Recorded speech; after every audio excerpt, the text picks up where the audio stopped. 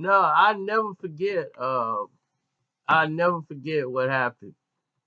It was 19, I want to say 87, 88. I say 87, 88 around that time. There's a situation that a lot of people didn't know about. I did a video about the Run DMC and the Treacherous Three that should have detailed all of this. The Treacherous Three was Kool Moe Dee and his homeboys. And they were all ill MCs. To this day, the Treacherous Three lyrically were so far ahead of their time, dropping knowledge, fast rhyming. Kool Moe Dee was one of them. They were spitting. Like, you had to be on point. So imagine listening to Run DMC, the Kings of Rock, rapping as slow as they was rapping, but to rock beats. And they wasn't doing that. The Treacherous Three was coming with that heat. All I remember is Spoonie G, you know. Spoonie G, they had LA Sunshine, and I can't remember nobody else. I'm sorry. But anyway, dudes was spitting.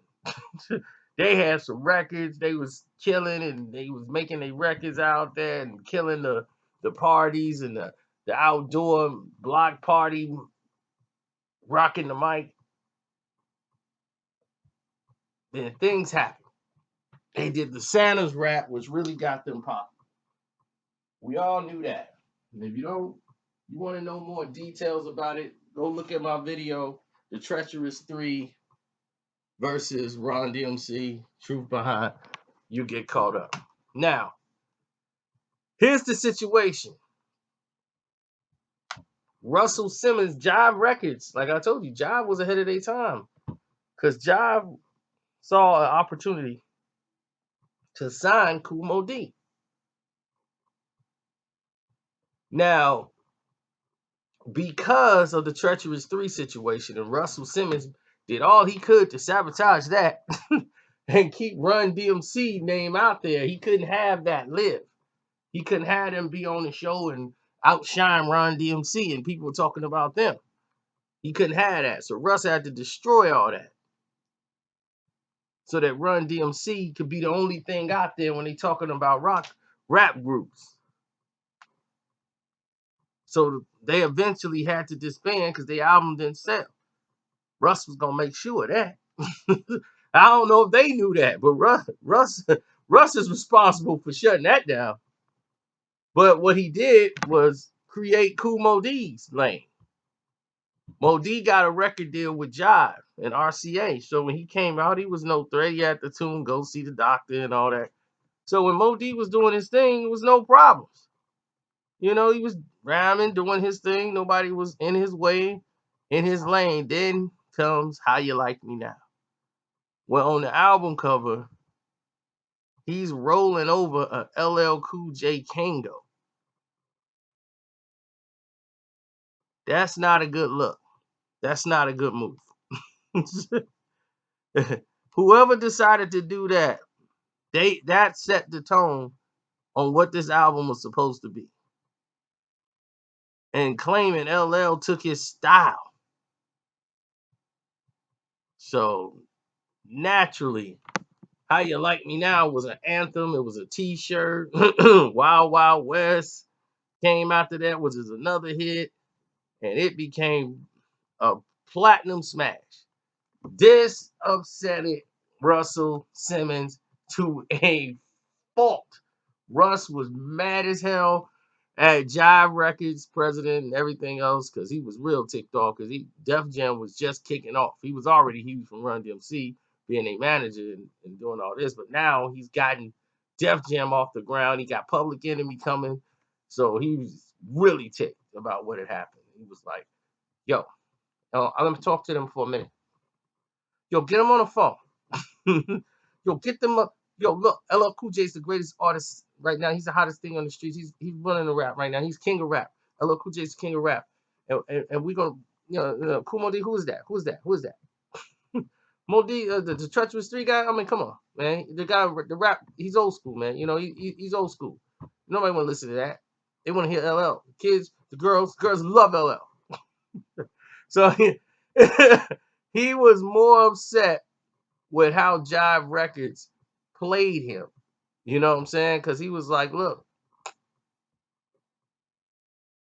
it is what it is. And Moe Dee used to be on tour with them, you know, doing shows and all this stuff. So they were like, they had a good relationship. And as far as putting together the Def Jam tour, they actually took Houdini and they added Too Short to the show. Because the show is really Dougie Fresh, the Get Fresh crew, Eric B. and Rakim. They had LL. They even worked Slick Rick into the tour. And, you know, this was it. But the main show was Eric B. Rakim, Public Enemy, LL. LL's the headline. So it was called the LL Cool J Def Jam Tour. So while that's going on, boom, boom, boom, boom, everybody's challenging LL with the, hey, how you like me now? You know, like that's out. What you gonna respond with, LL? You gotta do something, LL. So in the middle of all of this, while they doing the tours and everything else for I Need Love and this album, this showed you both albums could sell.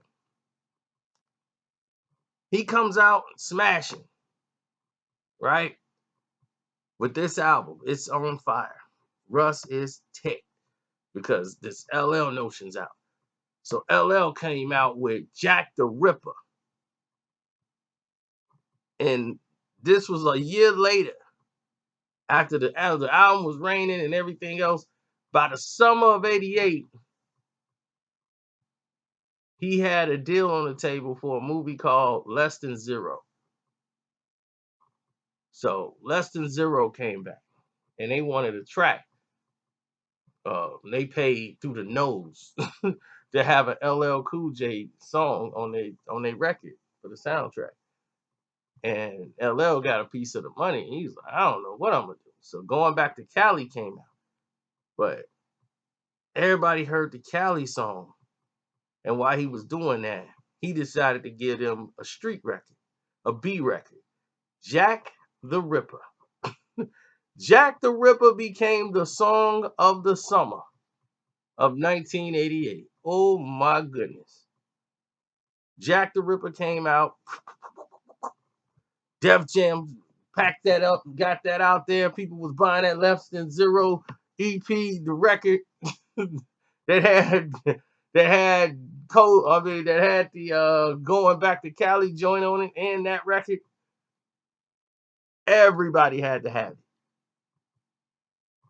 The bass alone, the 808 kick on those songs, Going Back to Cali, and that would blow your speakers off. And if you didn't have a song back then that it wasn't hitting,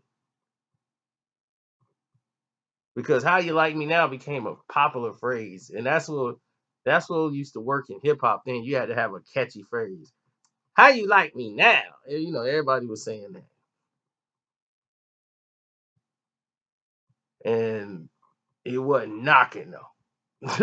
If you listen to, and he with LL one line, it ain't loud enough, punk. It ain't hitting, and it was like, wow, he's right.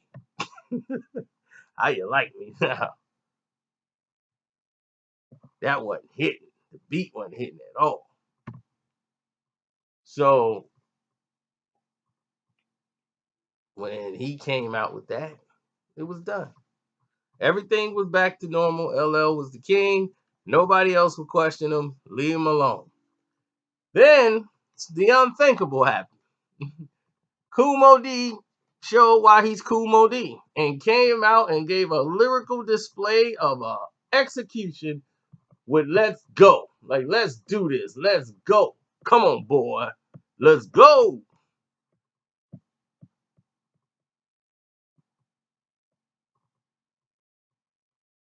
And this started everything going left. Because at the time when they were doing this, LL was still performing and, you know, touring the album. So when Let's Go came out, Russell Simmons was pissed at Jive Records for continuing to ride the success of Kool Moe Dee and pushing him forward. And he was like, okay, you guys are trying to be cool with us, use our platform, and shove this guy down our throat. Now I got to cut you. Oh, Kool Moe Dee was pushed out of position on a lot of different things that he could. There were certain events that Kool Moe Dee was supposed to be at and that they wanted him there. And, Teddy Riley, from, Teddy Riley, he was involved, want to get him, bring him on in. All that was killed. There's a lot of red tape trying to get Kool Moe Dee shows because Def Jam was sewing up everything. Anybody try to book Kool Moe Dee, they already had it. They had Public Enemy there. Boom. They got this guy there. Boom. They got all these acts. So it was hard for Moe Dee to really get his shine on after releasing Let's Go.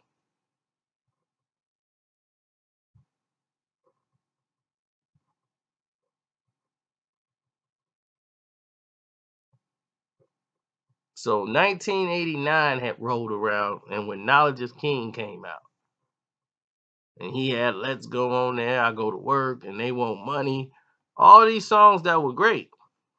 The album stalled. Promotion wasn't the same. Um,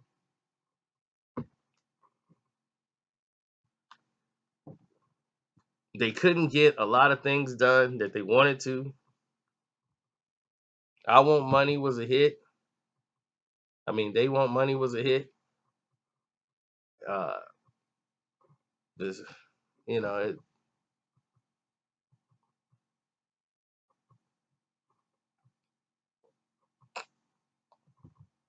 trying to think what else happened because I know Russell Simmons came in and he had the meeting. They was having one of those rap against drugs things, and LL and Kool Moe Dee was supposed to be on self destruction, and that didn't work out at all.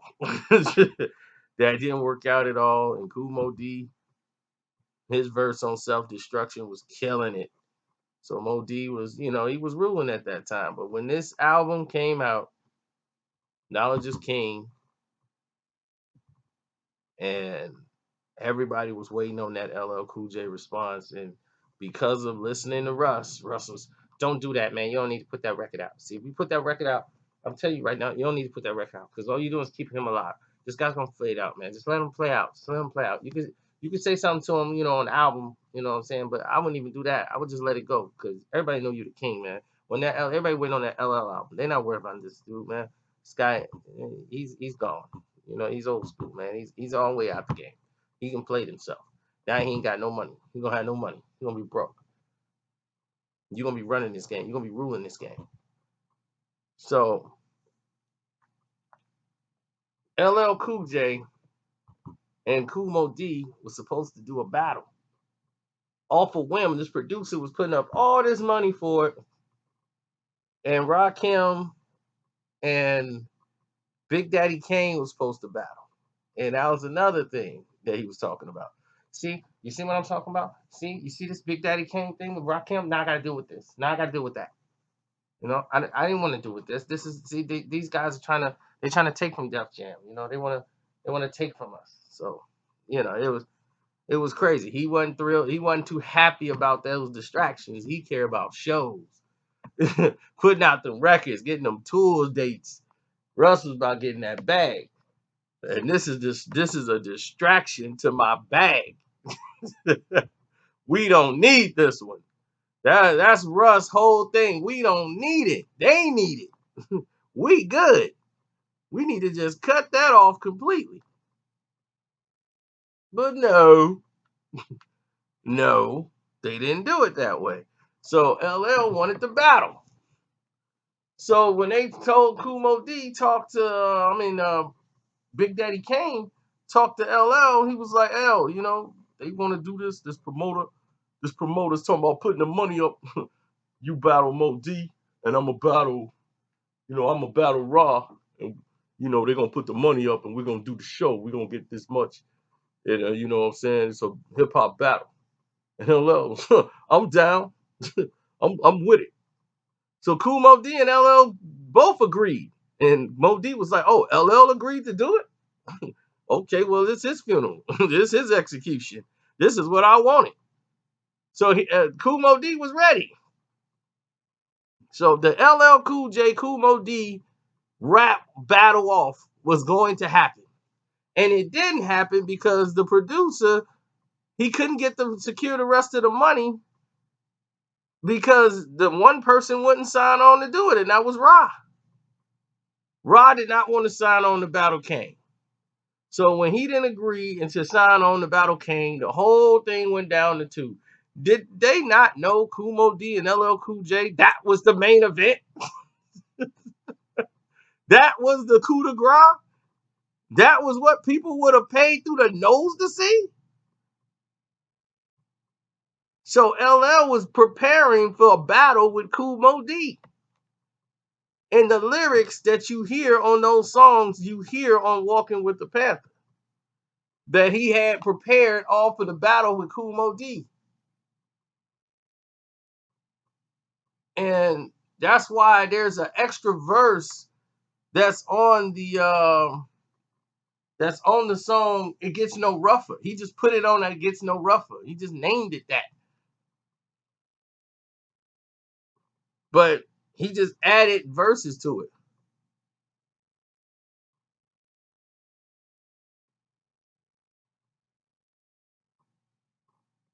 So anyway, he was ready to go. Here we are, Mike the Mike, man to man, while your battleship sinking in quicksand, dropping to the bottom like a two-ton anchor with a plane rank. I'm a specker, rapping like a brat, step on them like a mat. But DJ cut creator, cut the record like a track. He at my side with pride, we got a bigger rap. Smoke the mic like a cigarette. Every puff is rough, a pull could kill a bull. I mean, he was ready.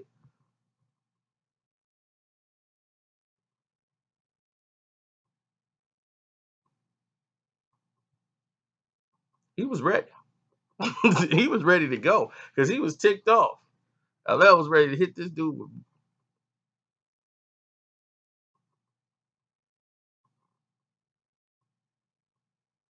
And LL would have took him. LL would have crushed Moe Dee back then. He wouldn't have needed to wait to the break of dawn. He was done then. He would have crushed him then. Because lyrically, on point, he could have gotten with Moe Dee. Moe Dee is good with his delivery, with his wordplay, his wisdom and knowledge. But he's one style. That's it. He's one way. Huh, I'm back. Stuck in the name in your brain. I'ma hit that thing till you hit it again. I come correct. Everybody, there's no contest. You took stop. I ain't with that. You know, everything is plain, and that's what they called back then the ABC style. But Russell Simmons made sure that that album, Knowledge is King, didn't go nowhere. I mean, and then back then, Jive Records is, like, hey, this album ain't hitting. But that's all right. It went gold. So we all right. We just need some more hits, and we can come out and do our thing. So Moe Dee decided, because the times was changing. It's 91. Everybody's dancing.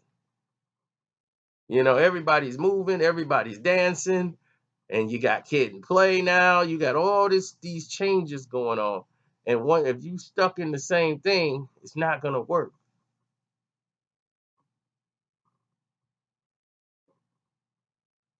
And Moe Dee messed up and came out with Funky Funky Wisdom. And he admitted he messed up. Because LL Cool J had just came back and took everything from him. He came back with Mama Said Knock You Out. So once again, Jive Records, the whole plan that they had, the direction they went in with the producers, they said, well, you know what we need to do? Because Lavaba was out. I think Pete was out as the what's his name? Lavava is one of the producers. He coming in with new producers. He's got Teddy with him, but he bringing in 2 new producers, and they trying to make changes to the sound of Kool Moe Dee.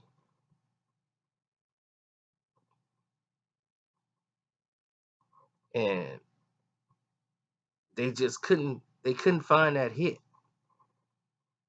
They couldn't find that song that would be the lead single. Funky Wisdom was not the one. Then they came with the Death Blow,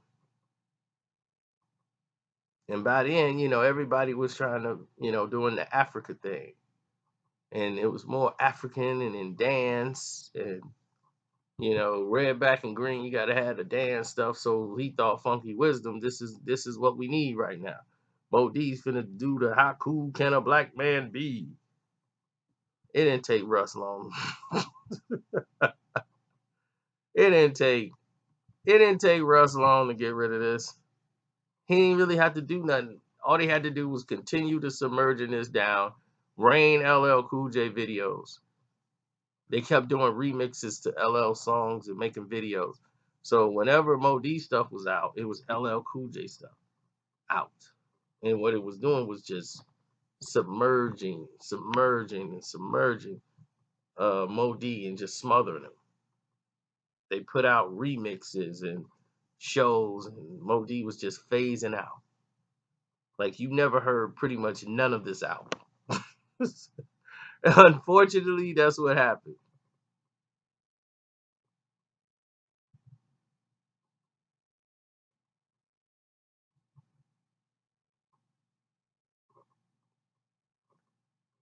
So Jive Records, they did a soundtrack for the movie Stay Tuned with John Ritter, where he got stuck in the television set, and they had Salt and Pepper on the song on the soundtrack. They had Kool Moe Dee do Bad Bad Bad on there,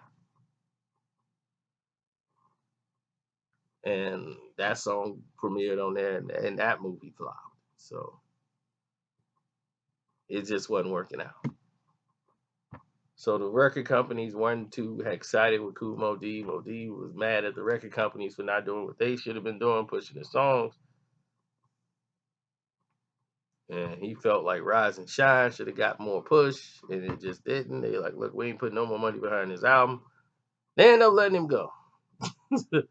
And one bad album, and that's it. It was all over. Moe Dee just lost his motivation, man. He put out an interlude album or something, but he really was just done. He was through with hip hop. People didn't know how old he was, man. He was really old even back then. He was old, like he's almost 60. Moe Dee was an old guy when his success was kicking in. He didn't have no facial hair. You really couldn't tell, but LL been calling him old school for a reason. He was old, for real. So now, LL about to hit 50. So, he pushing on up that ladder. So if that's the case, then Moe Dee was older than him.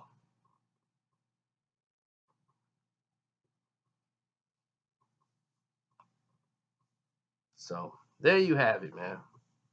I mean, it is what it is. It's the crooked eye of the business, but that's hip hop. So on that note, it's your boy Carcino. I'm out. Oh yeah, don't forget to click the link, make a donation if you like the video, leave me a message or email. I hit you up.